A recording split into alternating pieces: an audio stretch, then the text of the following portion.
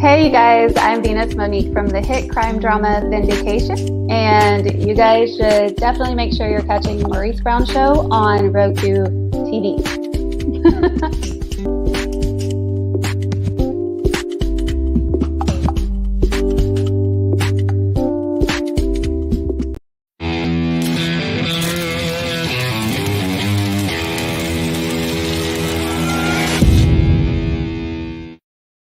Hello, everybody, and welcome to the Maurice Brown Show. We have a very special guest on the show today.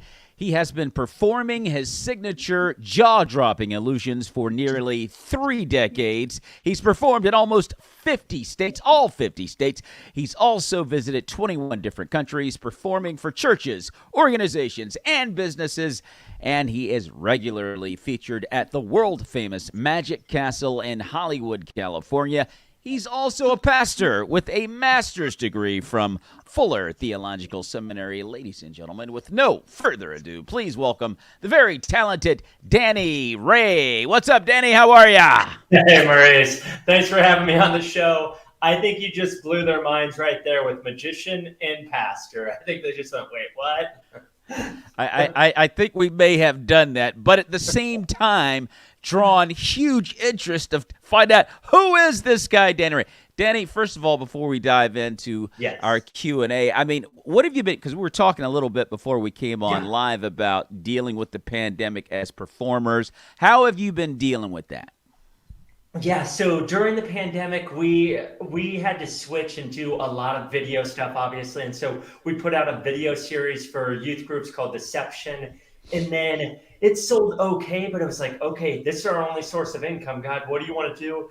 And so we started to do virtual shows. They started to kind of come out of nowhere, but we're doing them okay. But then we were like, how do we create the most interactive experience? And so I had my whole family home. So everybody had a job. Somebody's running the camera. Somebody's calling people to do like a FaceTime next to me. All right, what's up, man? You know, and do that type of stuff. Somebody was in the chat room and telling me, Dad, the chat room's blowing up right now. This guy, you know, because we had to figure out how do you make that into a unique experience. And then my wife, she was a hands. And so she had to, you know, act like she was impressed, you know. So it was an interesting season. I'm glad to be doing live events again. I know that's not true everywhere, but for the last 5 months, we've been on the road again, which it makes you even more grateful for those opportunities to be in front of people live. Yeah, it does, and we're slowly getting back to normal. I mean, we're getting there, and things are starting to open back up. So we're definitely on the right track. You've had an incredible career, Danny. There aren't a lot of pastors who have a master's in divinity who pivot and find a successful career as a magician. Tell us a bit about your journey. Yeah, so at 10 years old, I started doing sleight of hand. 12 years old, I did my first show called Razzle Dazzle. Ooh. I charged a quarter. 75 people showed up. I was the richest kid in town. And then at 16 or 15, I started doing restaurant magic. That led to like local businesses. But at 17, everything changed because that's where I gave my life to Christ. And in that process, Amen. Yes, I started to read the Bible, and it went, magicians are going to hell. And I'm like, oh, that's not good. That's not good. That's not good. No, that's not good. Yeah, I was ready to give it all up. Thankfully, I had a great youth pastor that just spoke into me and talked about the differences of magicians in the Bible and, you know, sleight of hand or illusions, what I do, and that those are two very different things. And so I kept it up. I got involved in a local church for a decade, 5 years volunteer, 5 years as the youth pastor. And in that process, I was reading through Romans. I'd read through it again, but I was thinking through this gift of sleight of hand, this call to preach the word, and read through Romans 11:29, where it says God's gifts and his calling are irrevocable. And it was the first time I saw those two inextricable from one another. So I really started to pray through what's that look like to combine this gift that he's given me in sleight of hand and this love I have for people and sharing his word. And so that began that journey. In 2003, we took the leap and we've been on the road and doing that ever since. So yeah. Well, and that's the beauty of it is God has all kinds of ways that He can minister to the lost, Yeah. and if you look at it from that standpoint, it makes perfect sense. What you're able to do to draw attention to yourself. I mean, you do some amazing things with magic, and it's all fun. It's all fun, and what are a few of your career highlights so far, Danny? Yeah, so as a kid, some of you have heard of the Magic Castle, but the world famous Magic Castle, it's in Hollywood. It's the premier place where every magician in the world they want to get in there. I know when I auditioned in 2005, there were roughly Okay. 500 people a month trying to get into the close-up room, which is my favorite room at the Magic Castle. Okay. And yeah, so every month, 500 people auditioning to get in there. I was able to get in there, and so it was a huge Wow. yeah, just like a huge blessing to be able to do that. But one of those things that I had dreamt about since I was a kid, and then had the opportunity to do it. I actually didn't get to complete my time there because my daughter was born that week, and you perform for 7 days. She was born on day 6, but I left one dream Yeah. of performing at the Magic Castle for another dream of being with my daughter born, and you can't replace that dream. So yeah, so for the last No. 16 years, she just turned 16. So for the last 16 years, I've performed at the Magic Castle, and so that's one of the big highlights for me. And then we've done a number of things on television, and those are always fun. I had the opportunity to be a stunt double for a Houdini documentary series early on. Okay. For the first decade in my career, I did a lot of escapes, underwater escapes, buried alive, a Man. Wow. hangman's noose, a Russian roulette, just a bunch of different ones that way. The one that's currently coming up on a reality show, and we don't know, it'll air in the fall season, but I don't have a date on it. But it's an interesting one where I play Russian roulette with my eyeball.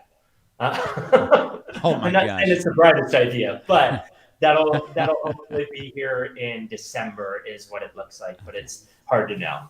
So Oh yeah. man. Wow, that's interesting. You're talking about all those auditions that had to go down before you. I guess they call it the close-up room at the Magic Castle. Yeah. Okay, so Just that's man. I'll tell you right now, dude. I did America's Got Talent a few years ago in yeah. Philadelphia, and man, there were oh my gosh, I never knew there were so many talented people around. There's so many talented people, man. Yeah. And I was taken to a room. They had divvied us up into like groups of 20, 25. I went to a room, and I did my stand up. I thought I killed this, and I'm gonna make it right. And this kid. You're only going to pick one person. This kid came in and sang like an angel. And I looked around at everybody else. I said, well, this has been fun, everybody.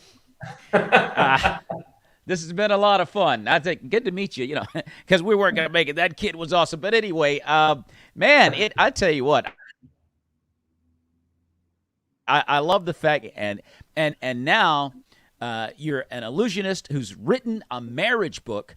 How did you get inspired to write, No, I Can't Make Your Wife Disappear? So yeah, so my wife and I just went to Kauai last week to celebrate our 25th anniversary. Okay. And as part of that journey, early on when I was doing youth ministry, you minister to students, but you also are ministering to parents. And Wow. then Okay. as I've been on the road for the last 18, 19 years, we've just had a ton of families that have come to us, a lot of married couples. And we've been to a lot of events and a lot of camps, where we've been there for ourselves to hear marriage speakers. And we just, as part of the 25th celebration, we were thinking about like, what can we give back?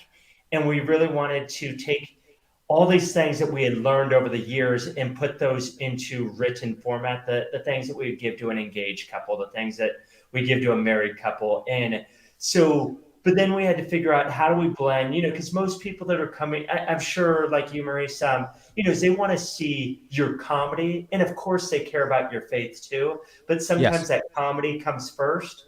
And Yes. so we wanted to include the magic side of it and not just go, okay, here's a marriage book. So we take magic principles and line those up with biblical principles where those two Wow, overlap, I like that. and we Yeah, put those together. I So, like that. for example, chapter one's about misdirection. And most people think misdirection is like fake left, go right, get them to Yeah, look in the wrong place. But it's yes. actually getting them to focus on the right things so they could experience astonishment. And in our Hmm. marriage, when we focus on the right things, we can experience wonder and astonishment. So, yeah. Amazing, amazing. I love it. The going this way and going that way, which is how comedy works. And of course, they love misdirection on the football field, and now we've got it in magic. I love it, Danny. I love it. So, how has your career helped your marriage?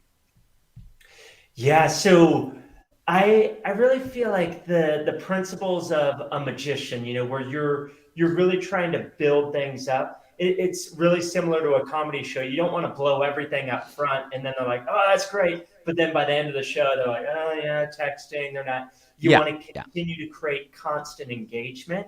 yeah. And so as I realized that in my show, I was like, I really want to build that into my marriage.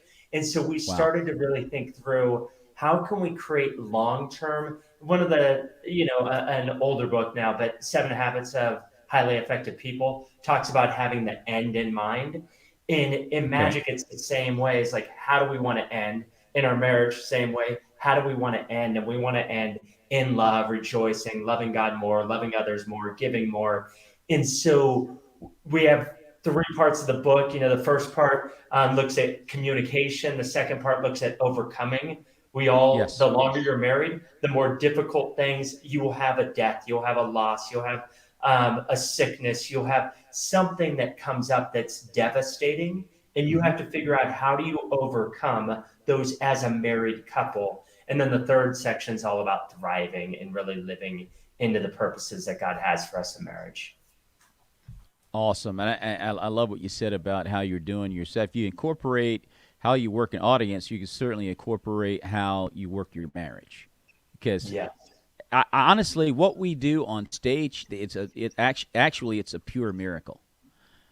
When you can It get is. people to sit there and pay it, I mean, a room full of strangers to sit there and pay attention to you for what 30, 45 minutes to an hour is quite an achievement. And I like the way that you say, okay, well, let me incorporate this into my marriage, which is a pretty darn awesome way to go about doing things. What did you learn about yourself and your career when writing about your marriage? Man, putting it into written form, I definitely learned a lot about, there's things you don't think about until you start to write it down and go, Yeah, what's the legacy? What's the purpose? What are the things that I've been taught? Some things we just do and we don't understand exactly why we do them. But I really yeah, had to think through, why are these things important to me? For example, getting up early. I was like, why do I get up early? Well, when I was 17 and I was reading the book of Mark, and it says that Jesus got up while it was still dark and went out to pray, is yes, I put that into a practice in my life early on, but I couldn't articulate why until I was like writing things down, going like, oh, that's a habit I've had for a long time that I developed as a part of reading the scriptures, not from reading some self-help book on like, oh, I need to do this, to be more productive. I want to be productive. I want to do the things that God's designed me to do. I was reading in Ephesians this morning about doing the good works that He's planned in advance for us to do. So I yeah. want to be a part of that, but I want that to flow out of who He's designed me to be. And so as I was writing this, I learned a lot about who God's designed me to be, and in the Amen. context of my marriage as well. Well, that's pretty incredible stuff. I love your commitment to this.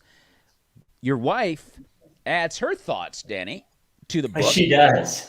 Now, does Kimberly do a lot of events with you?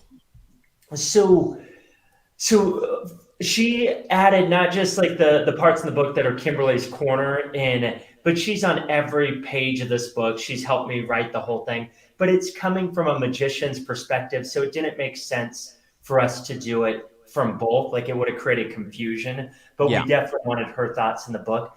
She's done some events with me, mainly traveling as the videographer. Anywhere I go, I do close-up sleight of hand, cards, coins, rubber bands, cup and ball, stuff that's close up in people's hands.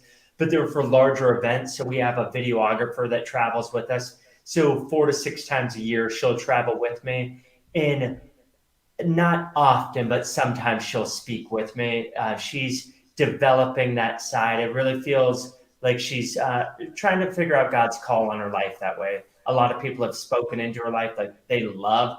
Like I'm like, babe, when I speak, nobody lines up afterwards. And every time you speak, they line up, and people want to, further that conversation with you.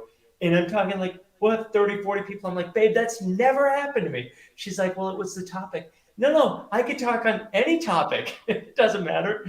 So I do think there will be a season. She's finishing her master's in psychology right now and counseling. And I think once she finishes that, we've talked about that partnership of being on the road together, and our last kid will be out of the house. So I think it could be God orchestrating kind of perfect timing that way.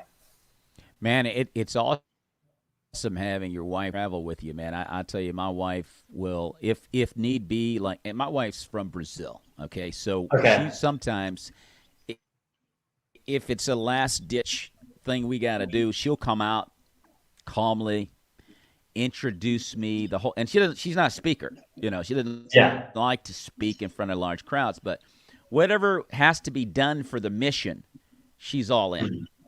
And she'll calmly go out there, man, and give me a beautiful introduction. And it's awesome having her around. Of course, people go, that's your wife? Yeah, that's my wife. But that just ups your game. Like, yeah, she does wonders for my career, dude. I'll tell you that right now. But no, I love it.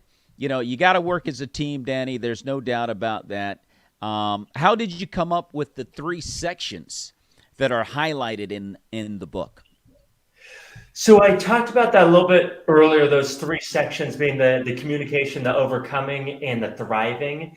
The thing for me is that like encompasses everything with that you want to do in your marriage. Is you want to learn to be a great communicator. Chapter 3, I talk about reading your spouse's mind. It's always a good one. You're like, I can't read my spouse's mind. I show you how. We take, what a mind reader does, what a magician does, and apply those to your relationship. And the culmination of that section ends with creating magic in the bedroom, which, a lot of people think it starts there, but it really starts in the kitchen. It starts with great communication outside of the bedroom. And correct, Danny. Yes. Absolutely. Yeah. And then the next part, when we end up in a situation, like when I lost my biological father, I was home for less than 24 hours. And I was able to, say my goodbyes. And then the next day I am back. There's 500 people in the audience. I'm backstage, literally just like weeping. And they're like, all right, Danny, the next guest we have up is Danny Ray. And I'm like, hey, how's it going? And I'm like, oh man. But as soon as I got off stage, call my wife, and we're, able to go through that mourning process together. When we lost a baby at 4 months, and, we didn't know, how to deal with those things, and calling pastors and friends that have been there for us and how they helped us to overcome those situations. And so that section's all about dealing with how do we overcome the difficulties that are inevitable in any marriage. And then the last part's thriving. Is in any circumstance, we learn to thrive, and Paul talks about that, whether he's well fed or whether he's hungry, whether things are great, whether they're not, that we have to learn to be content. And that's the thing that I think we've lost in our culture, but oftentimes in our marriages as well. Absolutely. And that is a terrific point. Your book is so practical. What do you hope people can take away after reading it, reading this, Danny? Yeah, I think we put together so many different things where, there might be a couple that's like, man, our marriage is great. And they might just pick up wow, we have a whole section on like creating an over the top experience. Mm-hmm. You and I as performers, you're trying to create that over the top, like they're standing on their feet, jumping, ovation style, like those moments. How do you create those in a marriage that's already doing well? And then for somebody that's just trying to like navigate through their heart's broken with where their relationship is, we really hope that there's just a lot of tools that will help them to go, okay, I might not be able to change my spouse, but I can make these changes that will change my perspective. Because part of it Yes. is changing our perspective on things when we understand, like my mother-in-law has severe migraines and they're constant. But if you didn't know her and she slipped out, it could just seem like she's ignoring you or she's not giving you the time of day. But it's because she's kind of maxed out on her abilities. So she'll excuse herself and then she'll, compose and try to, take medicine if necessary. But those are things where, we have to learn to navigate the situation that we find ourselves in our marriage. And so I hope there'll be just real practical things that people could walk away with. My wife and I have a lot of tips and tools that we use all the time that way, Mm-hmm. that we've learned at conferences. One is like pebble versus boulder is, if I make a statement and I think it's a pebble, but she's like boulder, sometimes it's hard to explain that. But if she just says boulder, I'm like, whoa, what did I do? I didn't, like, I wasn't trying to, I could back up and we could talk about that instead of it, being a blow up situation. You're Yeah. able to like take imagery that everybody knows and make sense and go, okay, I didn't mean it that way. I understand how you could take it that way. I apologize for that. Yeah. So there's a lot of things that sometimes seem obvious to us because we've been doing it for a while. But like you talked about in that process, I learned to go Yeah. like, this isn't everybody's go-to of how they deal with things. So, And one of the things you learn in comedy, just to kind of line a parallel what you're saying, yeah, it's that if you take a tough subject, something that's very hard, like grieving or what have you, but you attack that to make it funny. And there's a lot of things like that we do as comics, but it can only be funny after you have reconciled the problem. yes, Once the problem has been reconciled within yourself, now you can revisit it and write a joke. And it's right. pretty darn funny. And people look at comedians like, how can he talk about this? How can he get into this? Whatever. That's so horrible. But he made it funny because you have to go, okay, I've got to reconcile this within myself. Same thing in a marriage. If you're going to talk about a hard subject, something that happened in the past, whatever, it's got to be resolved within before you can discuss. Right. I mean, it's somewhat of a parallel there, but I love the pebble rock analogy. And you've been married for 25 years. What's one primary lesson, Danny, you want to share with other couples? For us, like if I could just give one lesson, it would be don't let the sun go down on your anger. As simple as that verse is, it is really difficult to live out in our lives. And so you have two options. Is one, you haven't let the sun go down, and so you continue to put that into practice. But if you're in a situation where you're like, we've gone months, weeks, years with, going to bed angry and frustrated, is what would it look like as a couple to say, we're really going to work on doing everything we can, whether that's getting into counseling, whether that's going to a pastor, whether that's making a commitment and you both write it down and saying, we're going to work on getting all of the stuff we need to deal with out every day and not Yeah. go to bed angry. Because it really changes how you work, it changes your other relationships, and it changes your marriage, your kids, when you are learning to reconcile and learning to heal and learning to forgive.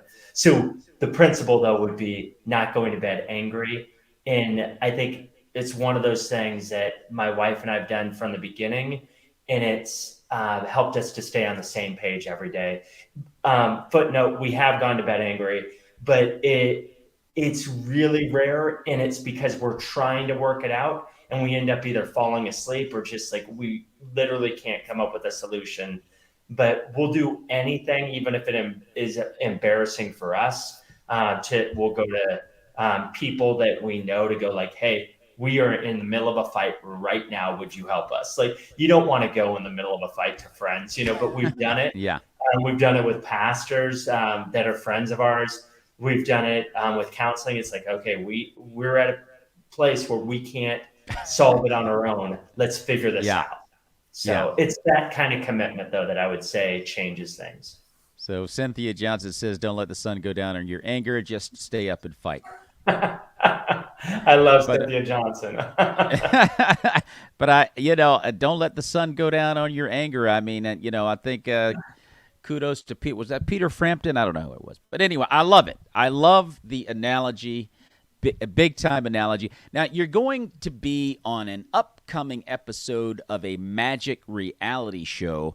Danny, are you allowed to tell us anything about that? Yeah, so I can't tell much about that. What I can say is I am going to do a routine where I play Russian roulette with my eyeball, and I do it with the host of the show. And it was a really fun day to film that. And I'm excited about seeing what God's going to do with that. I really feel like that's going to open up some doors that wouldn't otherwise be opened. And we are praying for just God's favor in that season and, making the most of every opportunity. But yeah, it was a lot of fun to film.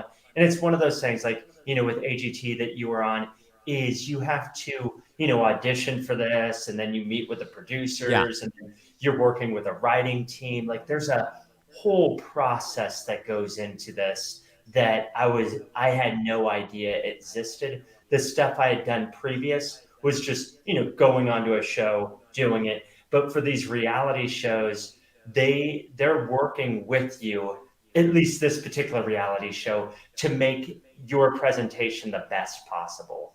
And so it was something I've done 1,000 times, literally, that I rewrote, and I literally had to put it to death to have it rebirthed in a whole new format, because where I could have slow buildup and then it goes off the rails, they wanted it to go off the rails right away. And I'm like, it doesn't make sense. But as we rewrote it, I was like, oh, this is actually better than how I was doing it. But you get locked into like, I know how to do this. But sometimes, killing something to make it even better is the way to go.